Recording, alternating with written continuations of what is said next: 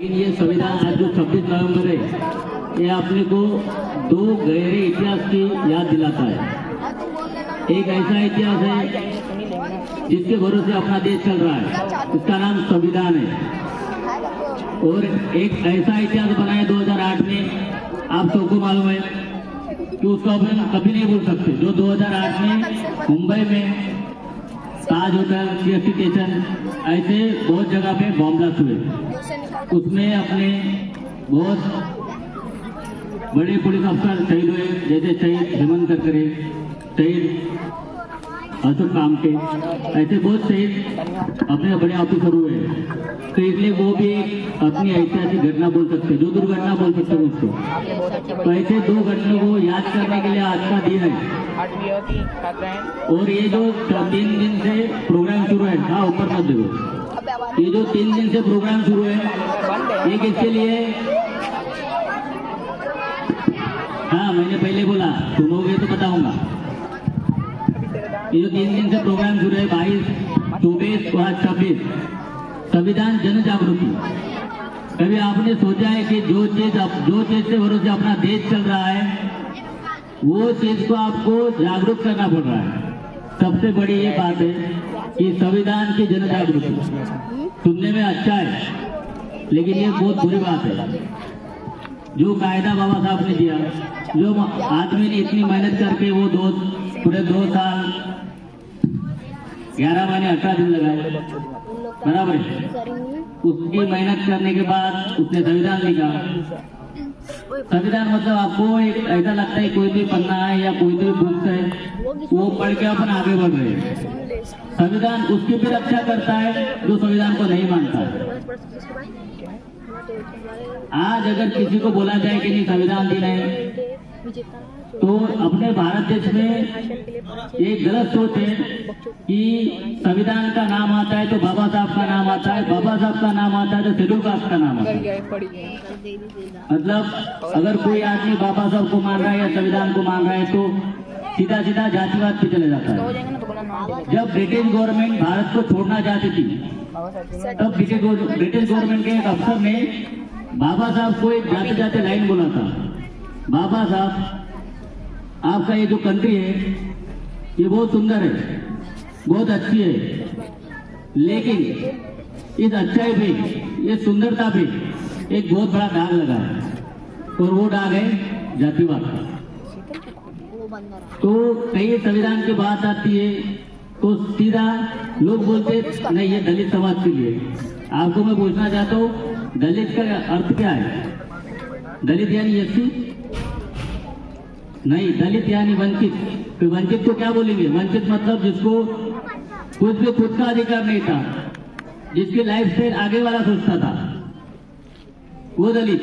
उसमें सभी जात आ गई, लेकिन वो पर्टिकुलर जात के भरोसे उसको नाम दिया जाता है। संविधान अपने को मूल्य बताता है, सिग्नल पकड़ लेता है, मूलभूत कर्तव्य बताता है। मूल्य यानी क्या? अपन हर रोज संविधान की हत्या कर रहे हैं। आज सुबह रैली निकली, किसकी रैली थी? वो संविधान प्रभात फेरी थी, बराबर है ना? संविधान रैली थी। संविधान अपने को दूसरे को सम्मान करना भी सिखाता है। आप तो अपने टीचर का ही सम्मान नहीं करते, वहाँ पे संविधान देखा जाता है, बराबर है?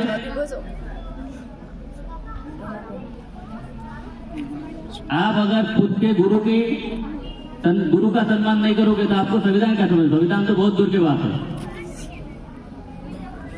संविधान एकता बताता है। अपने स्कूल में अलग अलग धर्म के, अलग अलग समाज के लोग हैं, फिर भी एक संग रह के। संविधान जो प्रास्ताविका बनी है उसमें आप पहले लाइन क्या बोलते हैं? हम भारत के लोग। कभी ऐसे बोलते क्या? हम हिंदू लोग, हम क्रिश्चियन लोग, हम मुस्लिम लोग। क्यों? वो सोच रख के बाबा साहब ने बनाया, हम भारत के लोग, ना हिंदू ना मुस्लिम, हम भारत के लोग। ज्यादा डीप जा तो जो मूलभूत कर्तव्य आपको बताया बाबा साहब ने, सम्मान करना, दूसरे धर्म का भी सम्मान करना, या अपन अपनी टीचर का सम्मान नहीं करते, तो संविधान आपको क्या बताएगा? या आप संविधान को समझोगे? संविधान का प्रास्ताविक का मीनिंग क्या है? आप मैंने भी खुद 395 कलम नहीं पढ़ी है, 350 कलम मैंने भी नहीं पढ़ी है। मैंने खाली वो प्रास्ताविका समझी। अगर अपने संविधान की कॉपी अगर गुम जाती है तो आपको प्रास्ताविक के भरोसे अपन समझ सकते हैं कि अपना संविधान कैसा होगा। 10 मिनट तक रखना। और जो 26 जनवरी 1950 को इसको लागू किया गया। आपको ये भी बात सोचनी चाहिए कि जब संविधान 26 नवंबर 1949 को पारित हुआ, मतलब संपन्न हुआ, उसको 2 साल क्यों लगे? क्योंकि जब लाहौर में 1930 में कांग्रेस का अधिवेशन हुआ था पंडित जवाहरलाल नेहरू के नेतृत्व में, तब उन्होंने बोला था कि भारत का स्वप्न पूर्ति देश जो रहेगा वो 26 जनवरी। कांग्रेस का अधिवेशन हुआ था पंडित जवाहरलाल नेहरू के नेतृत्व में, तब उन्होंने बोला था कि भारत का स्वप्न पूर्ति देश जो रहेगा वो 26 जनवरी 1950 को रहेगा, तभी बोला था। लेकिन कुछ बाकी लोगों की वजह से या कुछ प्रोसेस की वजह से अपना भारत स्वतंत्र हुआ 15 अगस्त 1947 को। लेकिन ये 26 जनवरी 1950 ये लोगों का ऐतिहासिक दिन था, उसको याद रखना था। याद रखने के लिए फिर संविधान को ही 26 जनवरी 1950 को लागू किया और इसको अपन प्रजासत्ताक दिन बोलते। वहां से अपनी घटना शुरू हुई। संविधान बनाते टाइम हर एक देश की कंट्री का कुछ ना कुछ लेते गए बाबा साहब और पूरा मिला के ये संविधान बनाया। क्योंकि अपने देश में संविधान बनाने के लिए क्या प्रॉब्लम था? क्योंकि अपने देश में हर जाति का आदमी रहता है, हर धर्म का आदमी रहता है, इसलिए भाषा पे भी वाद विवाद हुआ था सभागृह में कि अपन राष्ट्रीय भाषा किसको बोलेंगे। वो भी ठराव पारित करने में उनको तकलीफ हुई।